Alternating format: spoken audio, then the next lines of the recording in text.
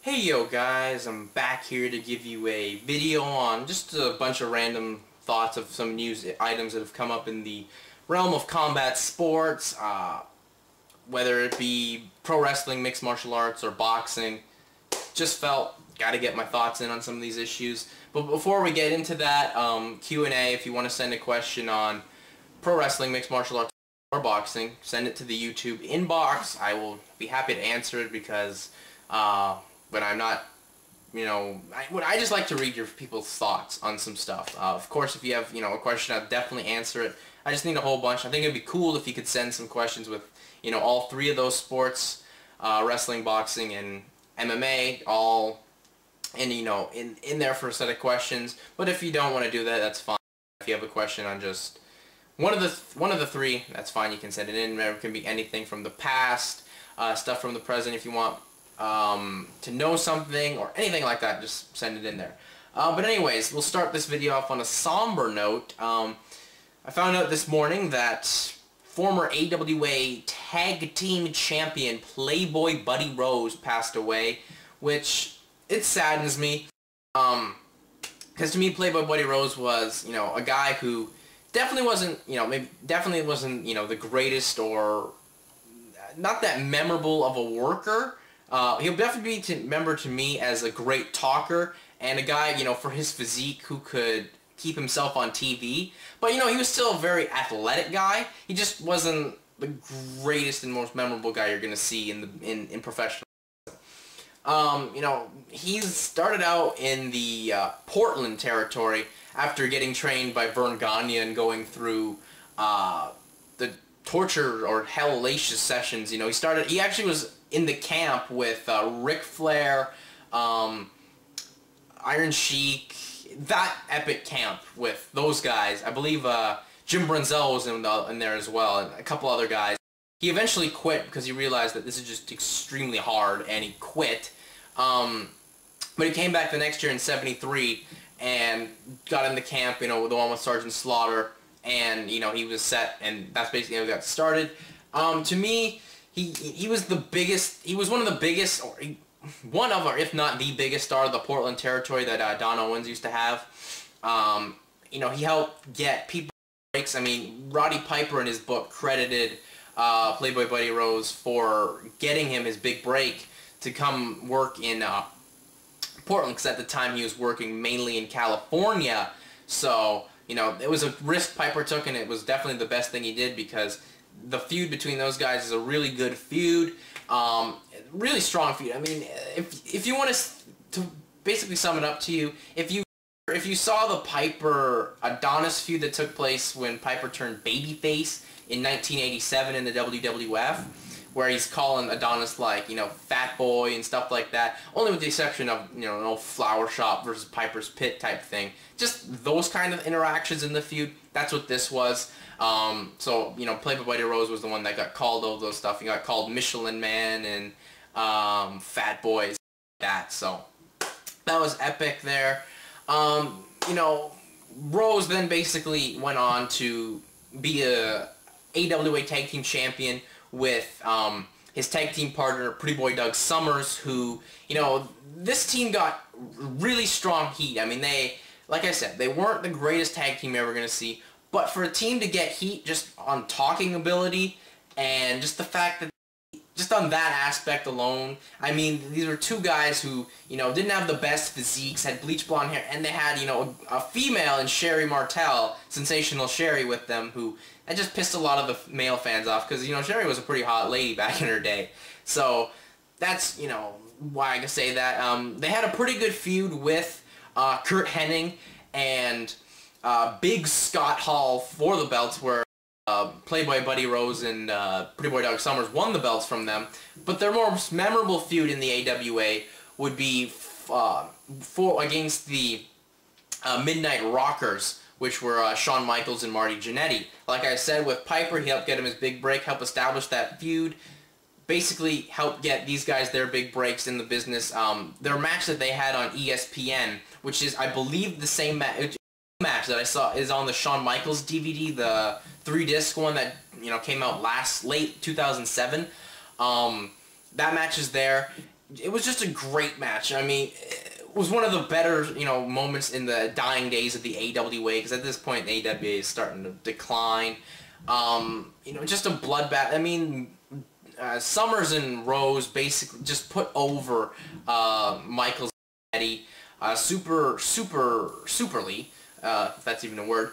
That match was so good that even it got the Michaels and Jannetty a job with the WWF before they got into that incident with Jimmy Jack Funk, which got them fired, and then they eventually got brought back in, and of course Sean's still there today, and Marty was there forever and made numerous appearances.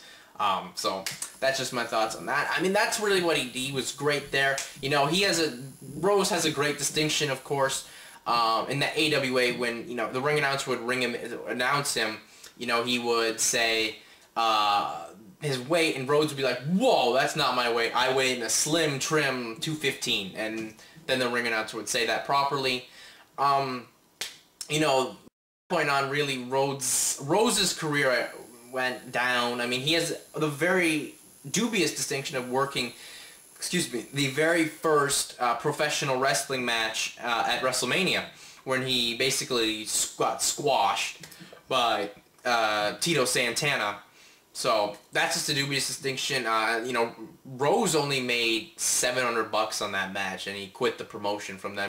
He came back in 1991 to be more of a comedy job guy. The most memorable match he'll have on television from that point on was a Saturday Night Main Event in late 1991, where he worked Kerry Von Erich when they brought him in as the Texas Tornado. So that's just there. But of course, he's going to be remembered more so for the sketch where it was Blow Away Fat, where everyone kept, ribbing. He definitely was one of the bigger, and it was a big joke about how fat Buddy Rose could get. With this blow away where he put like Tide detergent on him and he sat in front of a fan and it just blew, and so that was one of the more memorable actually sketches the WWF put together, and they eventually used it again. They just had Vince McMahon and Jerry Lawler do over the commentary back in, I believe, 94. So that's just my thoughts there. Really then towards the end of his career, Playboy Buddy Rhodes opened up a wrestling school. He got inducted into the Cauliflower Alley Club, or was attendee at many Cauliflower Alley events. He opened up a wrestling school with, big AWA heel, who was one of his best friends, Colonel De Beers. So that's where it was going. And, one of the last things he was doing is he was opening Right Hook, which I don't know how far along it was. Really wonder how close it was to being done. I definitely think it would be a good read, because to me, if you're getting into the business and you have a big physique, but you're not maybe the most athletic person, he's someone you want to watch, because he was just great in all those aspects. So, he passed away last night. He had a bad case of diabetes, which obviously helped him in the main case of his weight ballooning up. So, he passed away in his favorite chair. Watching TV, I believe of a heart attack. So, my condolences to the whole Rose family, even though that was his ring name. I can't remember his official name. My condolences go to them, and, you'll be remembered as one of the best talkers and talkers, and, basically a guy who could understood ring psychology, to a T. So that's just my thoughts there. Rest in peace, Playboy Buddy Rose. And then I'll just quickly talk about Reid Flair. This is just a sad thing to me. I mean, Reid's been now arrested 3 times. This is his 3rd offense, where he got, arrested for possession of heroin, which is just...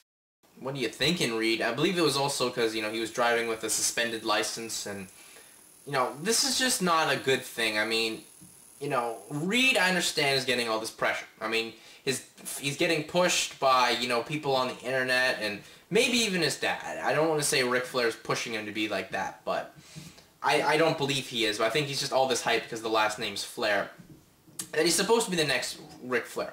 I understand there's a lot of pressure. And I understand that, you turn to drugs sometimes because of stress. But Reid has to find a way to channel this energy into the non-drug form. I mean, if you're going to do, you know, a lot of people said that this was basically this is like Ric Flair in his prime. Ric Flair in his prime, his afterlife was basically after the show, party with, you know, all the boys, you know, drinking a lot of beer, have sex with a lot of women, and, you know, maybe do some pot here and there. Rick never did heroin. Heroin, I mean, is a pretty intense drug. I mean, we're talking, you know, one hit and you're dead. Like, that is how intense this drug is, so that just really scares me with that. The other thing is, you know, there was an article talking about this, and, you know, a lot of people are getting, you know, negative press over this, like, companies, like, one of the things, the deals with Ric Flair and Ring of Honor is eventually, you know, at an unknown time or whatever, Reid Flair's supposed to work a match in there with Ring of Honor. So Ring of Honor's name gets mentioned in this, and that's not the good press they want, because, you know, Rick's working a match, or not working a match, he's going to be on the HDNet show this Saturday. So that's not really a good thing. That's not something that they really would like. That just hurts the brand of Ring of Honor. I don't think it really hurts, you know, High Spots, who have produced the DVD where it was the match that Reid and David had against the Nasty Boys with Hulk Hogan as the referee. So that's just my thoughts there. I mean, I'm not going to go off on Reid because, like I did with Nick Hogan, because, you know, Reid is making these choices that are harming himself. He's not, I mean, yeah, he's harming people around him with, you know, the grief of how he's handling his life, but he's not putting anyone else's life in danger like Nick Hogan did when Nick Hogan was a complete jackass and driving like a fucking lunatic and, you know, killing, basically, John Graziano. So that's just why I'm not going to go on there. I just think Reid needs to really get it together. Maybe a trip to rehab and he should be fine. I don't know, but that's just my thoughts there. Then we move over to the realm of MMA, and the UFC promised a big fight with Anderson Silva, and we got one. That will be Anderson Silva versus Forrest Griffin. This to me is a great fight, as, you know, we all have been questioning Silva's intensity or, you know, desire to be in the sport. Definitely with those last two performances at UFC 90 and with Patrick Cote and UFC 97 against Talis Latis. That's just really, we all questioned it, but now he's in a fight where he definitely is going to want to, you know, not when he comes forward, dance and pretend to play to the crowd, because you got a real tough opponent. You got a great athlete, a guy with extremely good cardio, great striking, great leg kicks, and someone who's going to really want to win, because, hey, Forrest, you know, he's coming off the loss to Rashad with after losing the belt. You know, beating Anderson Silva, that's a big deal. You're stopping a big fight win streak, and, you know, you're beating the guy that the UFC thinks is the top best fighter in the world. Now, I'm against pound-for-pound rankings, but still, that's what they think. But I think this fight is really smart to take place at UFC 101, which is the co-main event between BJ Penn versus Kenny Florian for the UFC's lightweight championship. This card's taking place in Pennsylvania. Now, Pennsylvania, of course, one of the bigger states to me that has legalized mixed martial arts, because we all know that Pennsylvania, mainly Philadelphia, has this great sports history, whether it's the Phillies, whether it's the 76ers, whether it's the Flyers, or whatever, whether it's Penn State even. They just like sport. Even, you know, combat sports, you know, look at, you know, professional wrestling at the Spectrum. I mean, that was one of the toughest crowds to frickin' ever please, you know. The WWF could never please them. Even, you know, the Crockett's or the NWA, if you want to call it that, too. WCW, you know, real tough place. ECW, for Christ's sake.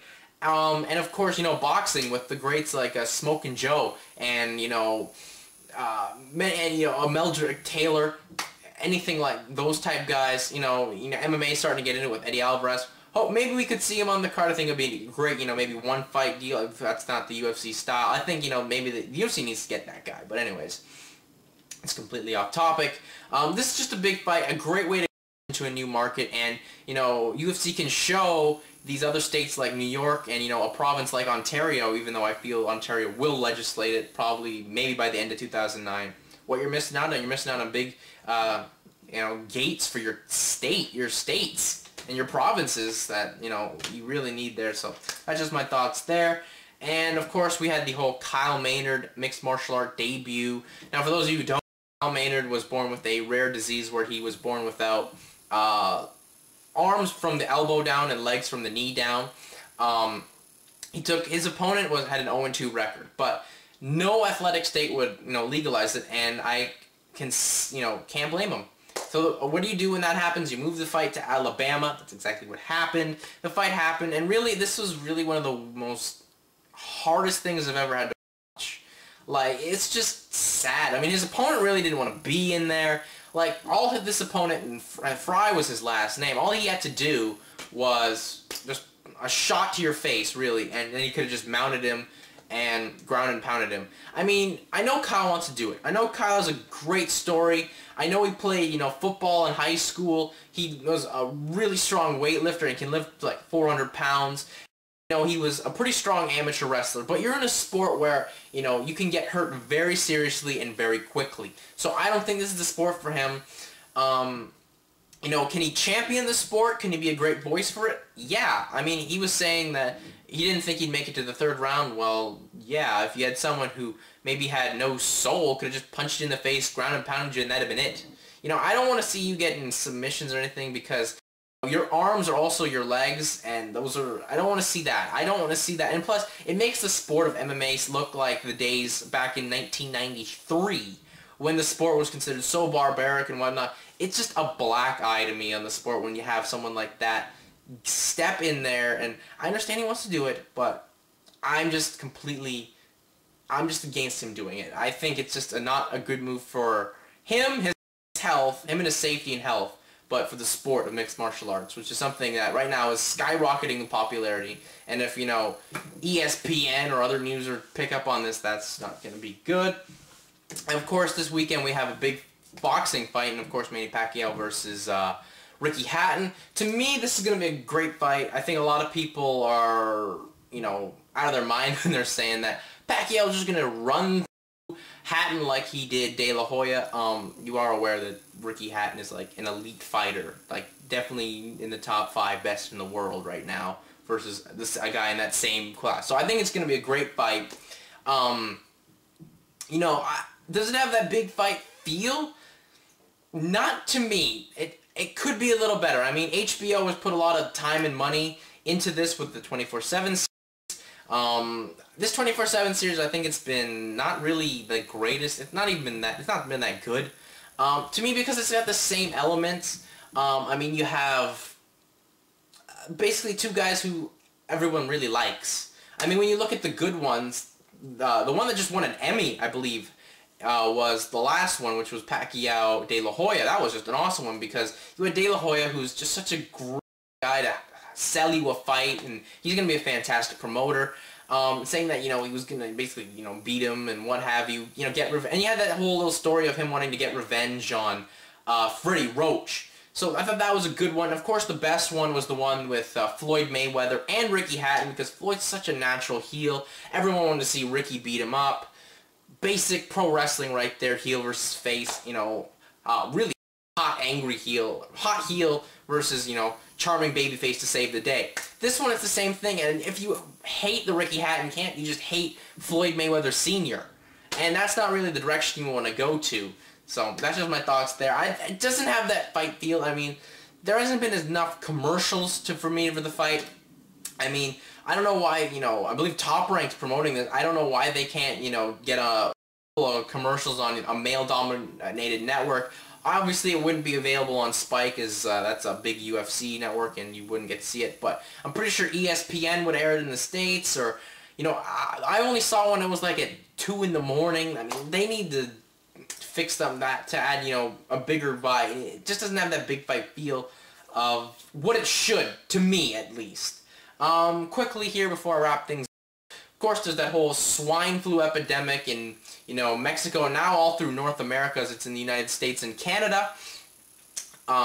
Really, to me, this is a big deal in Mexico because not only with the professional wrestling promotions, because, AAA, CMLL, and, like, the biggest independent promotion down there, which is the IWRG, they had to cancel, a lot of their shows. I know Triple H is running, like, at least 2.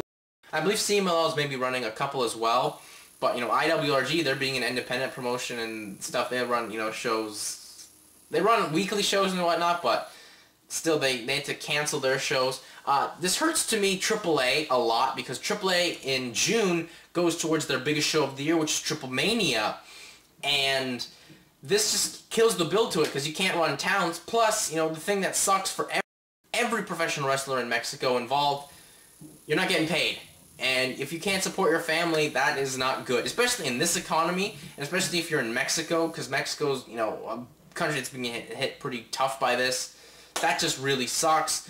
CMLL, they're running big shows. I mean, they just got a nice little program with Dos Caras Jr. turning to a Rudo. So that to me, you could probably get a Místico Dos Caras thing going, which I think that's the direction of the company. But CMLL and New Japan's agreement with Místico, that sucks. That will be postponed still, as Místico is supposed to come in this week to work in New Japan. Him and Mysterioso too, but because of the Swine Flu, New Japan had to axe that, and that just sucks because New Japan has put a lot of time and effort in Místico as the next Mil Mascaras, which is a big compliment to Místico, but still, I mean, that just sucks. And New Japan's trying to get a nice little program going between probably down the line, maybe at the end of the year or in the summer at the G1 shows.